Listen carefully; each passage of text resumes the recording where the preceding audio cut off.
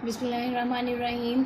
अस्सलाम वालेकुम students, we are going to start the LCM का टॉपिक हम कंटिन्यू करेंगे। प्रीवियसली हमने मल्टीपल्स के थ्रू एलसीएम निकाला था, जिसमें कि मैंने आपको बताया था कि एलसीएम जो है वो दो तरीक़ों से निकाल सकते हैं। हम मल्टीपल्स के थ्रू भी निकाल सकते हैं और फैक्टराइजेशन के थ्रू, फैक्टर्स के थ्रू भी निकाल सकते हैं। प्रीवियसली हमने मल्टीपल्स के थ्रू देखा कैसे निकालते हैं। आज हम देखेंगे कि एलसीएम यूजिंग प्राइम फैक्टराइजेशन, मतलब फैक्टर्स के थ्रू हम एलसीएम कैसे निकालते हैं। हर चीज़ का कोई ना कोई स्टेप है, इसका भी स्टेप्स हैं सेम एज इट इज़। जैसे हम मल्टीपल्स निकालते हैं वैसे ही स्टेप हैं, जस्ट एक एडिशनल स्टेप है इसमें, जिसको मैं अभी आपको बताती हूँ कैसे करते हैं। सबसे पहले हम देखते हैं एलसीएम यूजिंग प्राइम फैक्टराइजेशन निकालने के कौन कौन से स्टेप्स हैं। वेरी फर्स्ट स्टेप क्या होगा कि आपने प्राइम फैक्टर्स निकालने हैं ऑफ बोथ नंबर्स। जैसे कि हमने मल्टीपल्स निकाले थे, मल्टीपल्स हमने निकाले थे। पहला स्टेप था कि हम जो भी हमें नंबर दिया होगा उसके हमने मल्टीपल्स निकालने हैं। अब यहाँ पे हम प्राइम फैक्टर्स निकालेंगे। सेकंड स्टेप है इसमें फाइंड कॉमन मल्टीपल्स या फिर फैक्टर्स।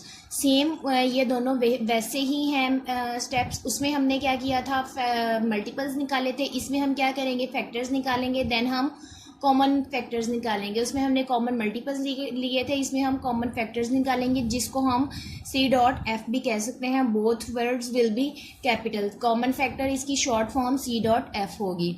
देन थर्ड स्टेप इसमें है right factors which are not common. Just इसमें ये एक स्टेप जो है हमारे पास एक्स्ट्रा स्टेप होगा। इसको हम इस तरह भी कह सकते हैं रिमेनिंग फैक्टर R.F। इसको कैपिटल हम लिखेंगे R.F के साथ, कि जितने भी हमारे पास रिमेनिंग फैक्टर्स हो जाएंगे वो भी हम राइट करेंगे। प्रीवियसली हमने मल्टीपल्स के थ्रू कैसे काम किया था, हम जस्ट कॉमन मल्टीपल्स लिखते थे और उसमें से जो सबसे स्मॉलेस्ट था उसको हम एलसीएम कह देते थे। लेकिन इसमें एक एडिशनल स्टेप है, हमने कॉमन फैक्टर्स भी लिखने हैं और जो नॉट कॉमन फैक्टर्स हैं, जो रिमेनिंग फैक्टर्स बच जाएंगे वो भी हमने लिखने हैं। देन इसमें fourth step as it is होगा, जो वहाँ पे थर्ड स्टेप था multiply factors from both step 2 and 3 to find LCM. हम क्या करेंगे, ये दोनों स्टेप्स में जो हमने कॉमन फैक्टर्स और रिमेनिंग फैक्टर्स निकाले होंगे उन दोनों को हम अगले स्टेप में मल्टीप्लाई कर देंगे, देन हमारे पास एलसीएम आएगा। अब इस स्टेप्स को फॉलो करते हुए हम क्वेश्चन सॉल्व करते हैं। मेरे पास एग्जांपल है कुछ इस तरह, find LCM of 18 and 27। 18 and 27 का हमने एलसीएम फाइंड करना है, जिसमें कि हमने प्राइम फैक्टराइजेशन फाइंड करनी है।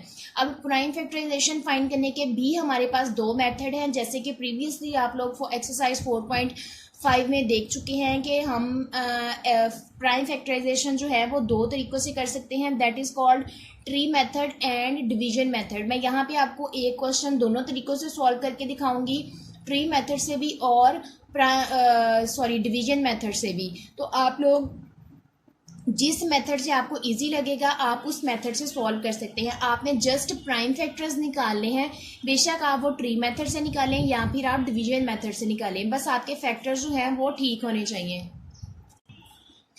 ओके, तो हम स्टार्ट करते हैं अपना क्वेश्चन है जी 18 and 27।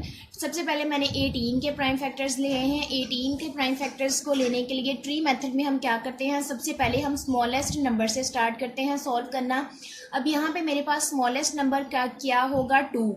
मैं 2 से 18 को डिवाइड करके देखूंगी, अगर मेरे पास रिमाइंडर जो है वो 0 आ जाता है देन मैं उसको यहाँ पे राइट कर दूंगी। अगर मेरे पास रिमाइंडर 0 नहीं आता तो मैं 2 को स्किप कर दूंगी और 3 से डिवाइड करके देखूंगी।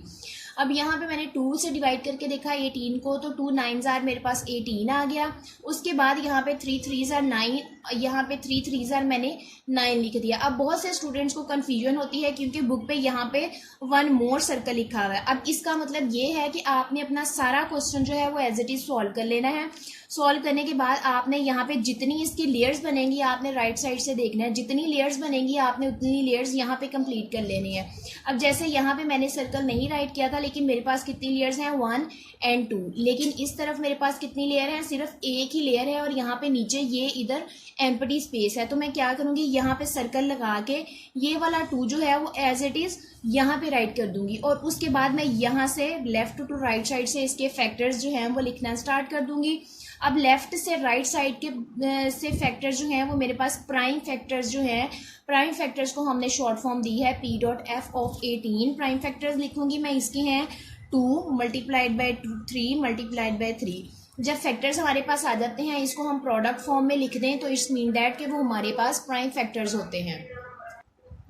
अब इसके बाद 18 के फैक्टर्स निकालने के बाद हम मूव करते हैं 27 की तरफ। 27 को मैंने 2 से डिवाइड किया, मेरे पास रिमाइंडर बच जाता है 1। आई थिंक 1 बचता है या 2 बचता है, कुछ ना कुछ रिमाइंडर बचता है। लेकिन इसको अगर मैंने 3 से सॉल्व किया तो 3 से मेरे पास ये कम्प्लीटली डिविजिबल है। 3 9s are 27 होता है। तो यहाँ पे 9 को मैं मज़ीद सॉल्व करूँगी, क्योंकि अगर 3 को हम सॉल्व करते हैं तो उसका आगे जो है वो 1 आता है जब हम उसको डिवाइड करते हैं। जब किसी भी चीज़ का आंसर 1 आ जाए तो हमने उसको स्टॉप कर देना है, यहाँ पे मज़ीद फैक्टर्स उसके नहीं बनाने। अब यहाँ पे 9 को मैंने सॉल्व किया, 3 3s are 9, वही पीछे वाला मेथड कि ये जो 2 है मैंने नीचे क्यों उतारा, क्योंकि यहाँ पे मैंने इसके स्पेस इक्वल करनी थी, इसलिए मैंने यहाँ पे ये लाइन लगा के एक सर्कल और बना दिया और यहाँ पे ये 3 एज इट इज़ राइट कर दिया है।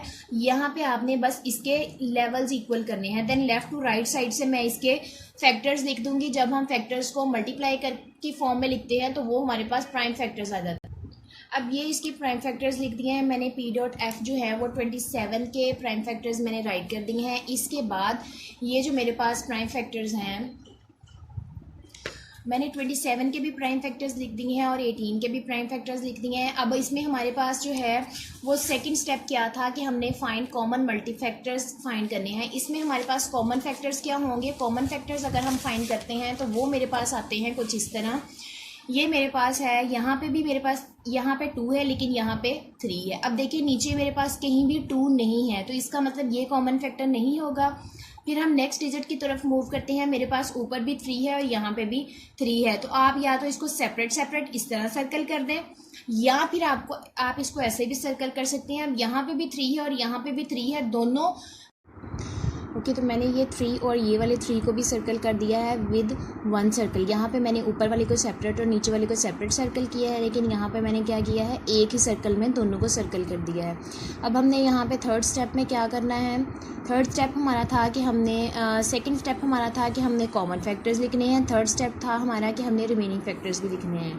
अब यहाँ पे मैंने सेकंड स्टेप को फॉलो करते हुए अपने कॉमन फैक्टर्स लिख दिए हैं। कॉमन फैक्टर्स मेरे पास थे ये वाला 3 एंड ये वाला 3, ये दोनों को मैंने लिख दिया यहाँ पे।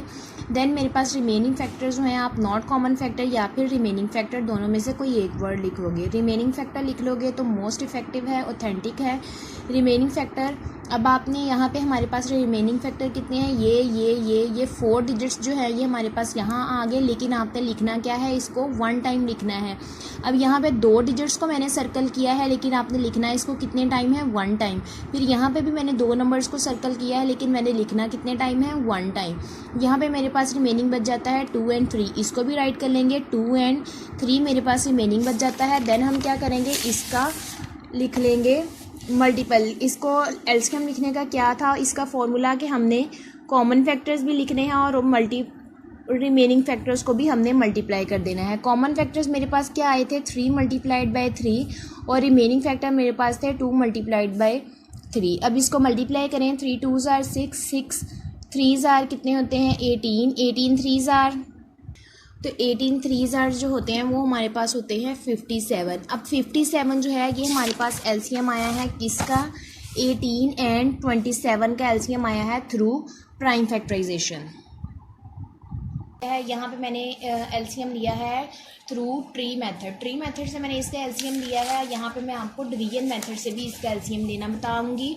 डिवीजन मेथड से हमारे पास क्या है कि हमने डिजिट्स को ले लेना है, जो भी हमारे पास दोनों डिजिट्स होंगे, लेने के बाद हमने उसके फैक्टर्स बनाने हैं डिवीजन मेथड के थ्रू। डिवीजन मेथड के थ्रू भी हम ट्री मेथड की तरह ही फैक्टर्स बनाते हैं। उसके लिए हम क्या करते हैं, सबसे पहले स्मॉलेस्ट नंबर से लिखना स्टार्ट करते हैं। स्मॉलेस्ट नंबर से मैंने डिवाइड करना स्टार्ट किया, 2 9s are 18, then 3 3s are 9, उसके बाद 27 आ गया, 3 9s are 27 and 3 3s are 9। तो यहाँ पे मैं इसके प्राइम फैक्टर्स लिख लूँगी। 18 के प्राइम फैक्टर्स जो हैं वो लेफ़्ट टू राइट साइड से लिखेंगे, 2 multiplied by 3 multiplied by 3, then 27 के लिखेंगे 3 मल्टीप्लाइड बाय 3 मल्टीप्लाइड बाय 3। अब यहाँ पे मेरे पास कॉमन फैक्टर्स जो हैं वो ये बनते हैं, 3 एंड 3 कॉमन फैक्टर्स बनते हैं। हमने ये 4 नंबर्स को सर्कल किया है, लेकिन हमने इन दोनों को लिखना है 1 टाइम और इन दोनों को भी लिखना है 1 टाइम। सेकंड स्टेप हमारे पास क्या था, हम कॉमन फैक्टर्स लिखेंगे। कॉमन फैक्टर्स मैंने यहाँ पे राइट कर दिए, देन रिमेनिंग फैक्टर्स लिखेंगे, ये हमारा थर्ड स्टेप था। रिमेनिंग फैक्टर जो है वो मेरे पास 2 एंड 3 हैं। जितने भी आपके पास रिमेनिंग फैक्टर्स बच जाएंगे 4, 5, 6 जितने भी होंगे आपने यहाँ पे राइट कर देने हैं। देन एलसीएम में हमारा फॉर्मूला क्या था कि हम सी डॉट एफ को मल्टीप्लाई करते हैं आर डॉट एफ के साथ, मतलब कॉमन फैक्टर्स और रिमेनिंग फैक्टर्स को हम मल्टीप्लाई करेंगे तो हमारे पास आंसर आ जाएगा।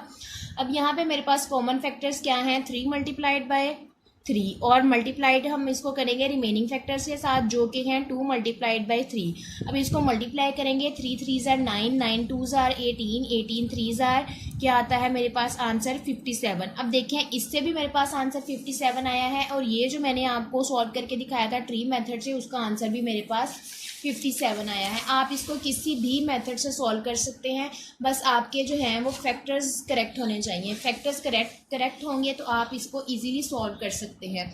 इसके लिए अब आपने क्या करना है, ये मैंने आपको एक एग्जांपल समझाई है। आपने LCM through prime factorisation exercise solve करनी है, दैट इज़ 4.7। आपने 4.7 एक्सरसाइज सॉल्व करनी है जिसमें आपको ये देखिए ऊपर मैंने आपको बताया था कि मेंशन किया होगा आपने जिस मेथड से एलसीएम फाइंड करना है। इसमें है find LCM for least common multiples of following pair of numbers by using prime factors method. अब इसमें ये बताया हुआ है उन्होंने कि आप प्राइम फैक्टराइजेशन के थ्रू अपने एलसीएम निकालेंगे, लेकिन उन्होंने ये नहीं बताया कि आप प्राइम फैक्टराइजेशन में आगे कौन सा मेथड यूज़ करेंगे। अब जैसे इसमें 2 मेथड हैं प्राइम फैक्टराइजेशन निकालने के, tree method and division method, जो कि आपने एक्सरसाइज 4.5 में दोनों सॉल्व किए हुए हैं। अब ये आप पे डिपेंड करता है, आपको अगर ट्री मेथड इजी लगता है तो आप ट्री मेथड से इसके फैक्टर्स निकाल लें, अगर आपको डिवीजन मेथड इजी लगता है तो आप डिवीजन मेथड से इसके फैक्टर्स निकाल लें। प्राइम फैक्टर्स निकालने के बाद आपने इसके कॉमन फैक्टर्स निकालने हैं, रिमेनिंग फैक्टर्स निकालने हैं, दोनों को मल्टीप्लाई करना है। मल्टीप्लाई करने के बाद आपने एलसीएम यहाँ पे राइट कर देना है। आप इसको अपनी नोटबुक्स पे सॉल्व करेंगे तो ज़्यादा इजी वो विजिबल होगा, क्योंकि यहाँ पे इतनी स्पेस नहीं है कि आप इसको सॉल्व करें। ये इसके 6 पार्ट्स हैं जो कि आपने अपनी नोटबुक्स पे सॉल्व करने हैं एक्सरसाइज 4.7 के through prime factorisation. Prime factorisation में आप कोई सा भी मेथड अपने अकॉर्डिंग यूज़ कर सकते हैं जो आपको ईजी लगे, डिवीजन मेथड या फिर ट्री मेथड। ठीक है स्टूडेंट्स।